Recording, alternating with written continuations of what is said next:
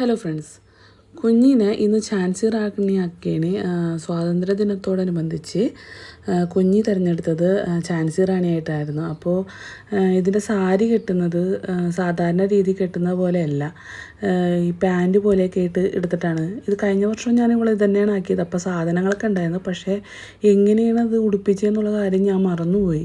ശരിക്കും സാരിയുടെ തല വട്ടം പോലെ ചുറ്റിയൊക്കെ വെക്കണം, പക്ഷേ അതിന് നീളമൊന്നും ഉണ്ടായില്ല. എന്ത് പറ്റിയെന്ന് എനിക്ക് മനസ്സിലായില്ല. പിന്നെ എങ്ങനെയൊക്കെയോ ഞാനത് പിന്നൊക്കെ കുത്തി അഡ്ജസ്റ്റൊക്കെ ചെയ്തിട്ടാണ്. പിന്നെ ബാക്കിലൊരു പാവ, അതായത് കുട്ടീനെ കൊണ്ടാണല്ലോ ഝാൻസി റാണി യുദ്ധത്തിന് പോയത്. അപ്പോൾ ഒരു പാവനെ കെട്ടിയിരുന്നോന്നുണ്ടായിരുന്നു. അപ്പോൾ ഞാനത് എടുത്ത് വെച്ചതാണ്, പക്ഷേ അത് ബാഗിലോട്ട് വെക്കാനായിട്ട് മറന്നുപോയി. പിന്നെ തലപ്പാവ് വെട്ടാനായിട്ട്, എൻ്റെ പൊന്നേ, ഇതെങ്ങനെ കെട്ടിയെന്ന് എനിക്ക് ഒരു ഓർമ്മയില്ല. കഴിഞ്ഞ പ്രാവശ്യം അഖിലാണ് കെട്ടിയത്, പക്ഷെ ഞാൻ എങ്ങനെയൊക്കെയോ കെട്ടി. പിന്നെ നെറ്റിച്ചൂട്ടിയൊക്കെ വെച്ചിട്ട് ഒരു ഉപകാരം ഉണ്ടായില്ല, അത് അതിൻ്റെ ഉള്ളിൽ പെട്ടുപോയി.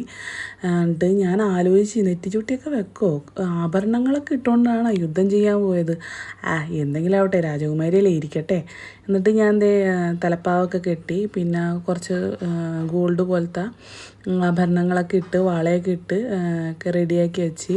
സമയമാണെങ്കിൽ ഇങ്ങനെ പോയിക്കൊണ്ടിരിക്കുകയാണ്. കാശിക്കൂട്ടൻ താഴെ നിന്ന് ഭയങ്കര കരച്ചില്ലേ. ഇതൊക്കെ കഴിഞ്ഞ വർഷത്തെ സാധനങ്ങളാണ് കേട്ടോ, ഒന്നും മേടിക്കേണ്ട വന്നില്ല, എല്ലാം അതൊക്കെ ഉണ്ടായിരുന്നു. അങ്ങനെ ഞങ്ങൾ പോവുകയാണ് കേട്ടോ. പക്ഷേ സ്കൂളിൽ ചെന്നപ്പോൾ കോടിയൊക്കെ കയറി ഘോഷയാത്രയൊക്കെ കഴിഞ്ഞ്, പിന്നെ അവിടെ കിടന്ന് കളിച്ചൊക്കെയാണ് വന്നത്. Okay, bye.